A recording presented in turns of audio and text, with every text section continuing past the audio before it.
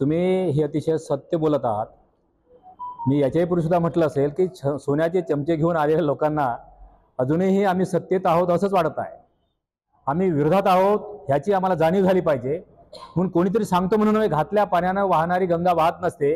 आम्हाला suo motu spontaneously उत्स्फूर्तपणे स्वयंस्फूर्त पद्धतीने आम्ही केलं पाहिजे। पण झालं काय की काँग्रेसच्या लोकांनी अनेक वर्ष सत्ता भोगल्याच्यामुळे ते थोडेसे सुस्त आहे। म्हणून त्यांना पुन्हा नव्याने बॅटरी चार्ज करणं खूप गरजेचं आहे आणि म्हणून ही आम्ही भूमिका घेतलेली आहे। तेव्हा आपका भी बहुत अच्छा है की तुमचं आमचं आत्मीयता तुमची की आम्ही स्वतः पेटलो पाहिजे, चिडलो पाहिजे। म्हणून अन्याय घडो कुठेही चिडून उठा। आम्ही चिड कुठे आहे? बाबासाहेबांच्या संदर्भात आम्ही मोर्चे काढले तरी पाहिजे असं चिडायला पाहिजे होते, आम्ही चिडलो नाही। मनमोहन सिंग साहेबांच्या सारखा माणसाचा अपमान झाला तिथे आम्ही पेटत नाही। शिवाजी महाराज अपमान झाला तिथे पण पेटत नाही। महात्मा फुल्यांचा अपमान झाला तिथे आम्ही पेटत नाही।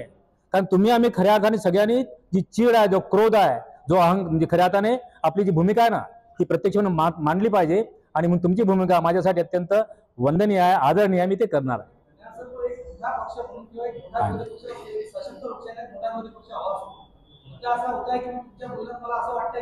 बीजेपीच्या वाढायला स्पेस ही काँग्रेस देते आहे।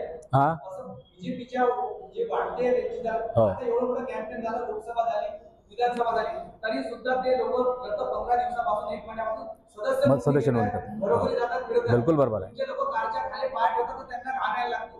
कारण 24 मुद्दा तो आहे 19 रोज पर्यंत जाल केव्हा हा एक पार्ट आहे। म्हणजे बिलकुल बरोबर आहे। आणि हे करणे जसं शुक्ला बोलले की प्रॅक्टिकली ते बंद होत नाही। बिलकुल बरोबर आहे। तुमच्या सूचना आम्हाला आम्ही ग्राह्य धरतो आणि आम्ही 100% आता अंमलात आणतो। तुमच्या सूचना अतिशय स्वीकारार्ह आहे, ऍक्सेप्टेबल आहे, 100% करणार आम्ही। स्थायी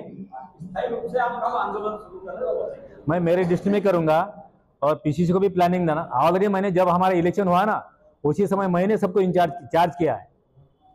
यानी डिस्करेज मत होना है, हरना नाही आहे, निष्करेज होणार नाही। आणि म्हणून स्वतः मी सांगितलं की लाख काय करा। 60-60 62 वर्ष ते हिंमत हारली नाही।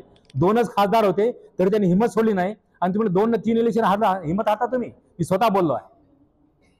कारण या सगळ्या लोकांना प्रोत्साहित केल्याशिवाय, प्रेरित केल्याशिवाय आम्ही पेटणार नाही। म्हणून आता हे एक आमदार म्हणजे हा अनेक वर्ष आम्ही म्हणजे वांजोटेच होतो ना। हे मोठ्या मुश्किलने हिरवळीतली वाळवंट म्हणून आमचा एक मत निवडून आला। वरिष्ठ नेता है, इनके लिए एफआईआर वगैरह आंदोलन की होनी चाहिए। धर्म भटके और राजनीति मत करवाइए इनसे। जी बरोबर आहे। आपल्या सूचना सजेशन फॉर ऍक्शन म्हणून मी स्वतः ग्राह्य धरतो आणि मी विदर्भामध्ये फिरायला सुरुवात करणार। नाही पिटिशन दाखल केलेली आहे। कारण आपण रस्त्यावर उतरणं हा एक लढा सुरू राहील आमचा। पण कायदेशीर सुद्धा आम्हाला न्यायालयीन लढावच लागणार आहे। आणि म्हणून जेव्हा आम्ही कागदपत्र मागू तेव्हा तो कंटेम्प्ट ऑफ कोर्ट होऊ शकतो, न्यायालयाचा अवमान होऊ शकतो। परिणामी जे ॲडव्होकेट मोहम्मद काय पाचा आहे ना त्या सगळ्या लोकांनी ठरवलेलं आहे की ही न्यायालयीन लढाई सुद्धा लढावं लागणार आहे, ग्राउंडवर सुद्धा लढावं लागणार आहे।